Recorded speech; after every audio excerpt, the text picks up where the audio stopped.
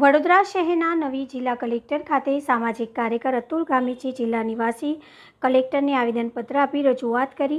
આગામી મહિનાઓમાં વડોદરા મહાનગરપાલિકાની ચૂંટણીઓ આવવાની હોય ત્યારે વડોદરા શહેરમાં હાલમાં 19 વોર્ડ આવેલા છે, જેમાં કોઈપણ વોર્ડમાં ફેરફાર કરવામાં આવનાર હોય અથવા તો ફેરફાર કરેલ હોય તો વહેલી તકે વડોદરા શહેરની જનતા સમક્ષ નકશા સાથે મતદારોના વિસ્તારો કયા વોર્ડમાં ગયા છે જેની જાહેરાત કરવાથી મતદારોને પણ જાણકારી મળશે। સાથે જ જે નાગરિકો પોતાના વોર્ડમાં મહેનત કરે છે અને જો વોર્ડ બદલાઈ જાય છે અથવા તો જ્યાં સેવા કરી છે, મહેનત કરી છે તે બીજા વોર્ડમાં જાય છે તો ઉમેદવાર મજાક બની જાય છે।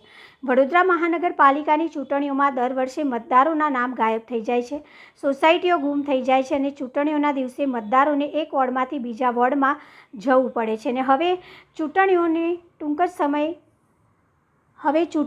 ટૂંક જ સમય બાકી હોય મતદાર યાદી નકશા વહેલી તકે જાહેર કરવાની માંગ સામાજિક કાર્યકર અતુલ ગામીચીએ કરી હતી।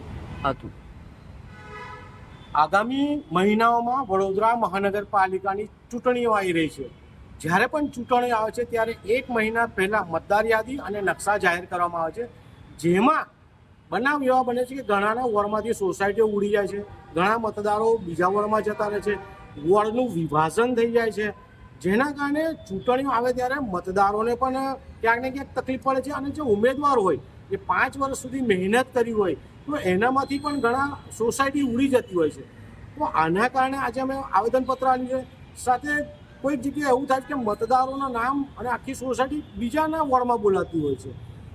બીજી બાજુ જોવા જઈએ તો જે ઉમેદવાર 5 વર્ષ સુધી મહેનત કરી હોય એ એરિયો આખો કપાઈ જાય છે। તો ક્યાંક જોવા જઈએ તો જે રીતના ચૂંટણીઓ આવે છે, લોકશાહીનો અધિકાર છે, મતદાનનો અધિકાર છે અને લોકો મતદાન કરે એના માટે ચૂંટણીઓ આવતી હોય છે।